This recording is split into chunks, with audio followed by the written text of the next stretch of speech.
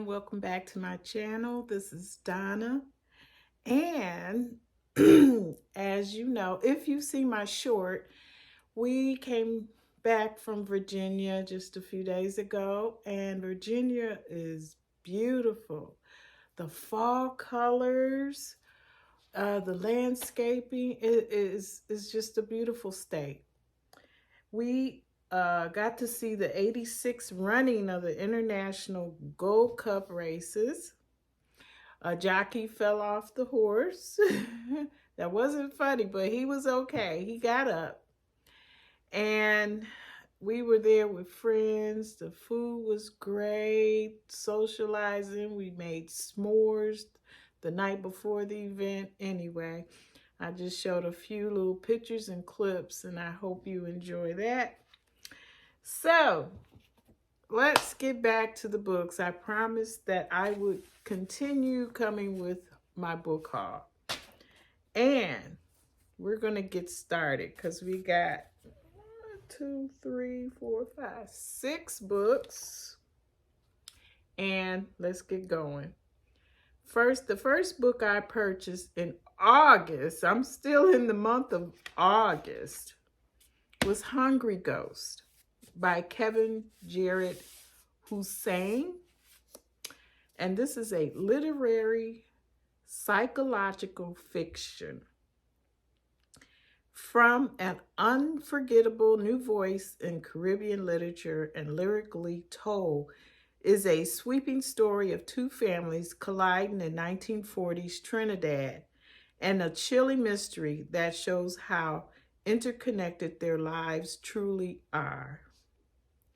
Well, I'm going to give just one paragraph of the synopsis of this book, and I don't like spoilers. I usually like to go into a book blind without really knowing what it's about. But for your purpose of knowing what these books are about, I'm going to read this a little bit. Trinidad in the 1940s, nearing the end of American occupation and British colonialism. On a hill overlooking Bell Village sits the Changor farm, where Dalton and Marie Changor live in luxury, unrecognizable to those who reside in the farm's shadows. Down below is the barrack, a ramshackle building of wood and tin divided into rooms occupied by whole families. Among these families are, here we go with these hard to say names, Sharup's, Hans, Shweta, and their son, Krishna, all three born of the barracks. Theirs are hard lives of back-breaking work, grinding poverty, devotion to faith, and a battle against nature and a social structure designed to keep them where they are. Well, there's more. There's more to this book. If that is enough to pique your curiosity, please get it. It's a literary psychological fiction. And this is definitely on my TBR. I'm looking forward to reading this. I don't have, it's a fairly new release because this came out, I believe, this year. Can't see good. I should have written that on my little cheat sheet, but I did not. But if you look it up, you can see what year it came out. Here's the author. That's Kevin Jared Hosein. Hungry Ghost. Yay. Okay. Moving on. The next book I purchased, the genre is a little different for me, but it looked and sounded interesting. I did see another fellow booktuber talk about it, and it's called Here Again Now. And this is by, oh boy,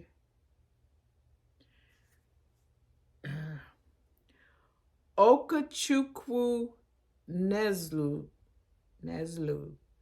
I may have butchered that, but as you could, see for yourself. See for yourself. This is literary fiction. Okay, now I'm about to stumble on some more names again. Ochiki Okoro feels like his life is coming together at last. His top floor flat in Peckham is as close to home as he can imagine. And after years of hard work, he's about to get his break as an actor. He's even persuaded his father, Chibuki, to move in with him, grateful to offer the man who raised him as a single parent a home of his own. Okay, between filming trips, Achika is snatching a few days in London with Ekene, his best friend of 20 years, the person who makes him feel whole. Achiki can put the terrible things that happen behind him at last. Everything is going to be all right, maybe even better. But after a magical night, when Achiki and Ekene come within a hair's breadth of admitting their feelings for each other, a devastating event rips all three men apart. In the aftermath, it is Ekene and Chiboki, who must try to rebuild. And although they have never truly understood each other, grief may bring them both the peace and happiness they've been searching for. I'm going to stop right there. So, literary fiction. And if I'm correct, where is this author coming from?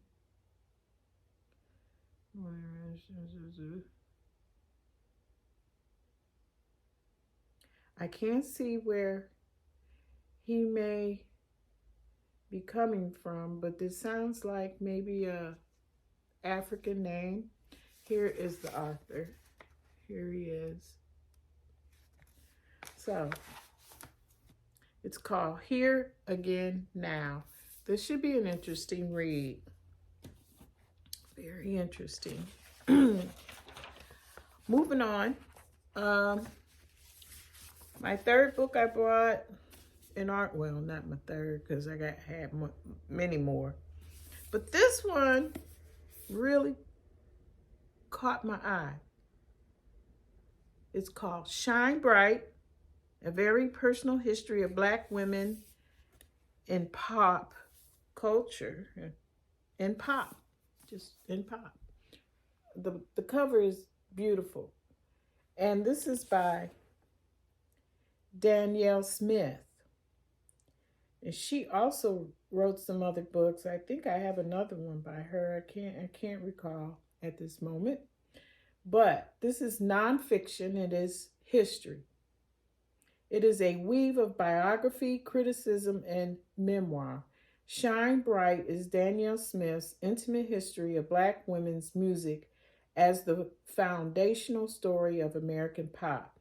Smith has been writing this history for more than 5 years, but as a music fan and then as an essayist, editor of Vibe and Billboard, and podcast host, Black Girl Songbook, she has been living this history since she was a latchkey kid listening to Midnight Train to Georgia on the family stereo.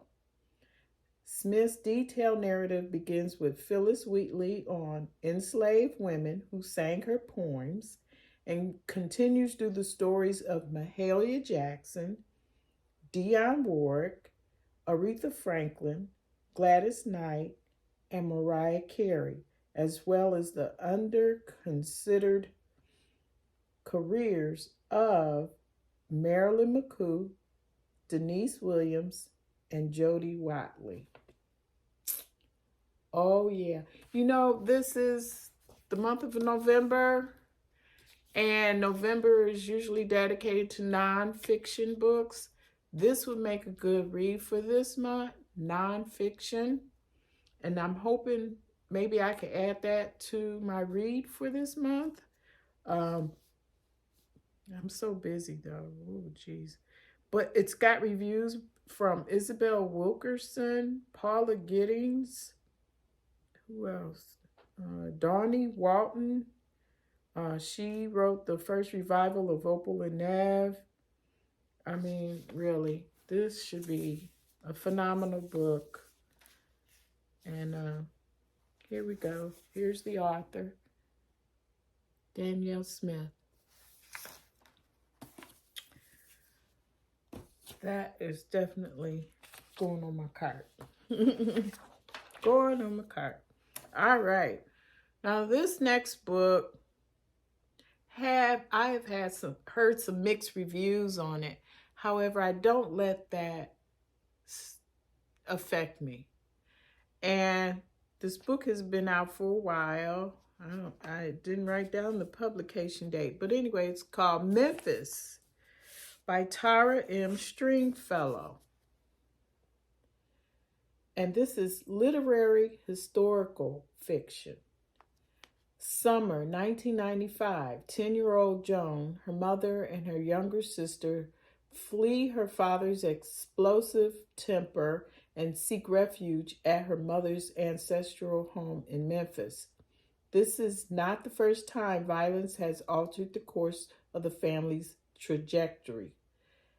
Half a century earlier, Joan's grandfather built his majestic house in the historic Black neighborhood of Douglas, only to be lynched days after becoming the first Black detective in the city. Joan tries to settle into her new life, but family secrets cast a longer shadow than any of them expected.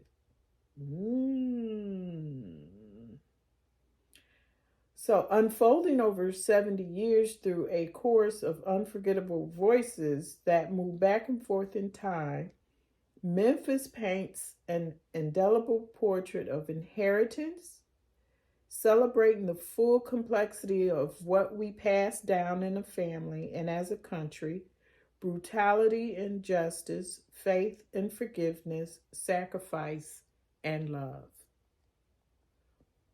I will have to absorb this myself and weigh in on this. This was a reading with Jenna selection. Oh, they got the little sticker on the book. All right. So that's Memphis by Tara M. Stringfellow. Now this next one would definitely make a good read for November, nonfiction November. And I can't wait to dig into this too. It's called Wake, The Hidden History of Women-Led Slave Revolts. And this is a graphic novel. It's a graphic novel. Oh my goodness. But it is definitely history. And this is by Rebecca Hall, illustrated by Hugo Martinez. Wow. This is part graphic novel, part memoir. Wake is an imaginative tour de force that tells the powerful story of a woman-led slave revolts and chronicles scholar Rebecca Hall's efforts to uncover the truth about these women warriors who until now have been left out of the historical record. Ooh. All right. Women warriors planned and led revolts on slave ships during the Middle Passage. They fought their enslavers throughout the Americas, and then they were erased from history.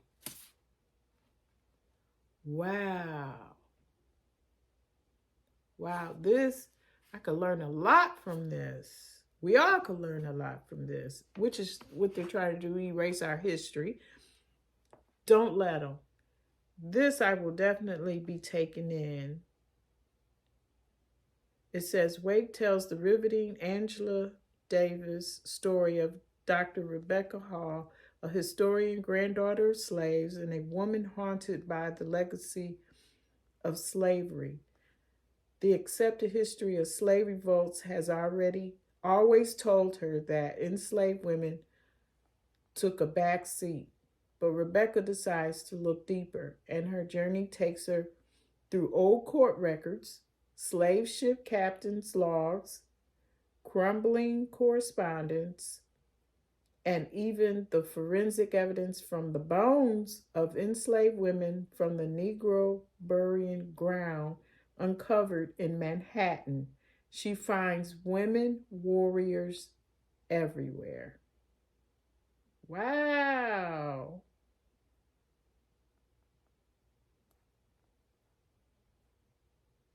Oh, okay. I bet you there are interviews with her. I have not seen them, but this is okay.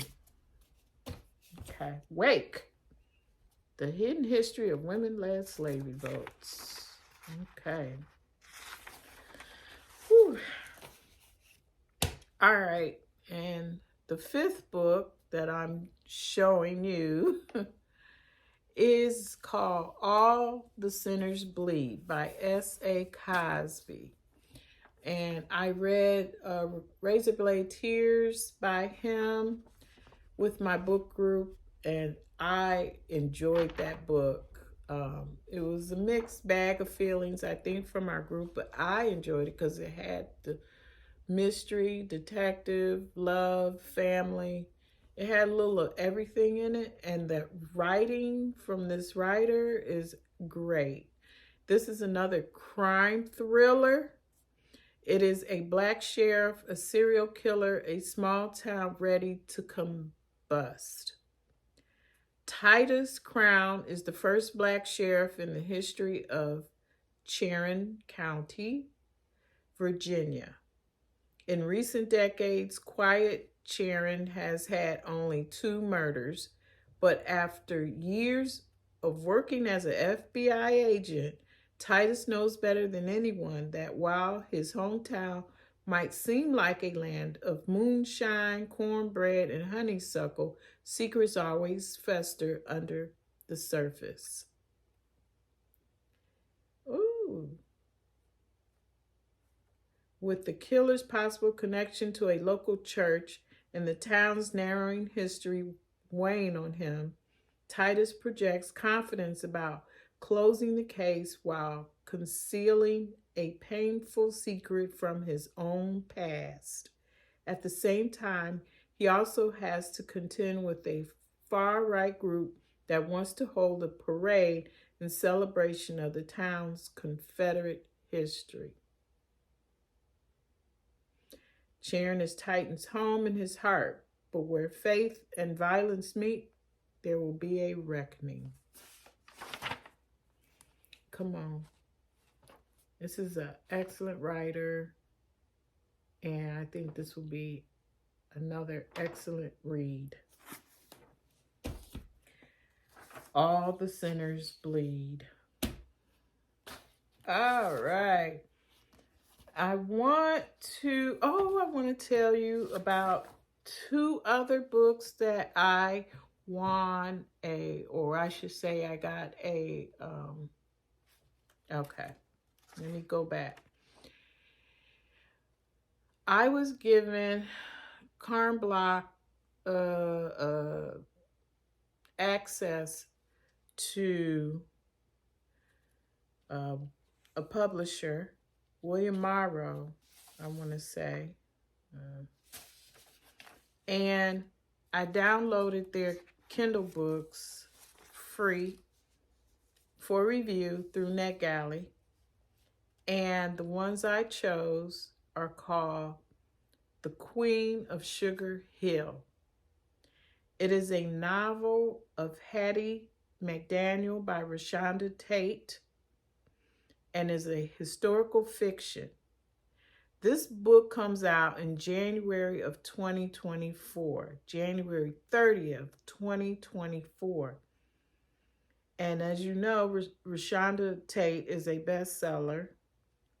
And she presents a fascinating fictional portrait of Hattie McDaniel, one of the Hollywood's most prolific but woeful, underappreciated stars, and the first Black person ever to win an Oscar for her role as Mammy in the critically acclaimed film classic Gone with the Wind.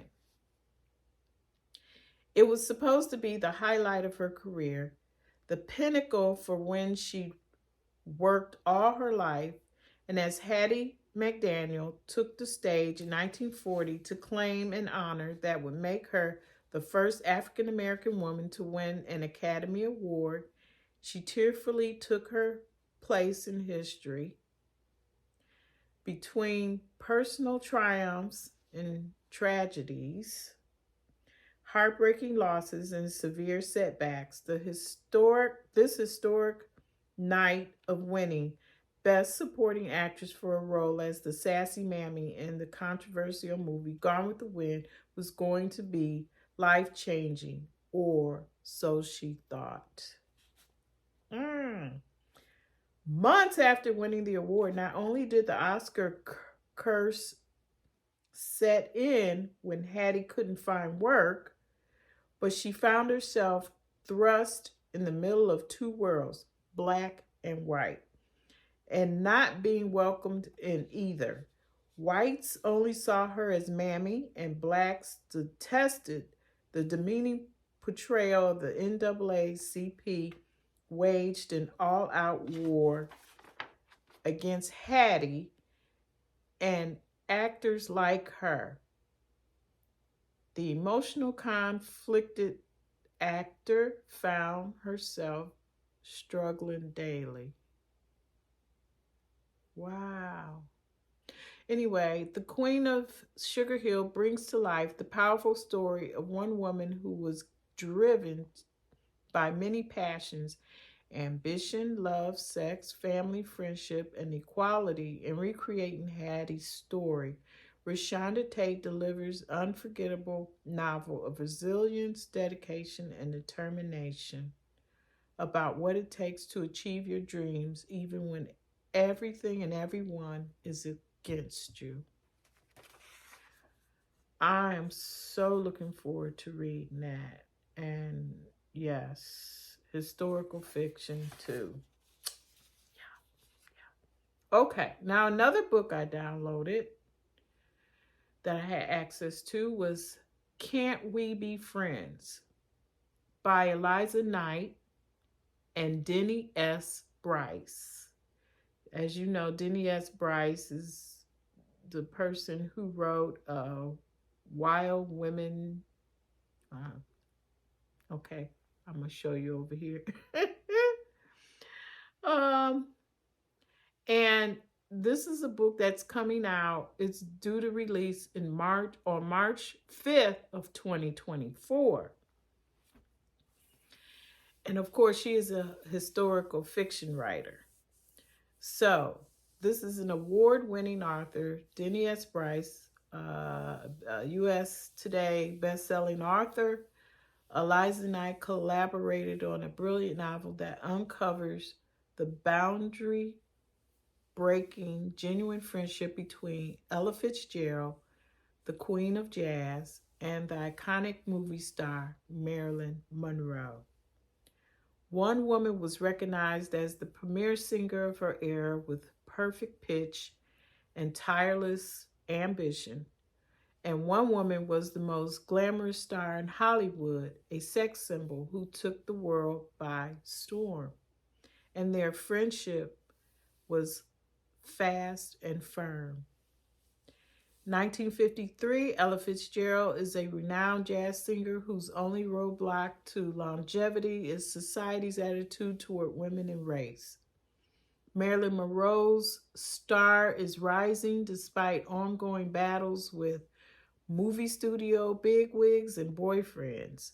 When she needs help with her singing, she wants only the best, and the best is the brilliant Ella Fitzgerald. But Ella isn't a singing teacher and declines. Then the two women meet, and to everyone's surprise but their own, they become fast friends.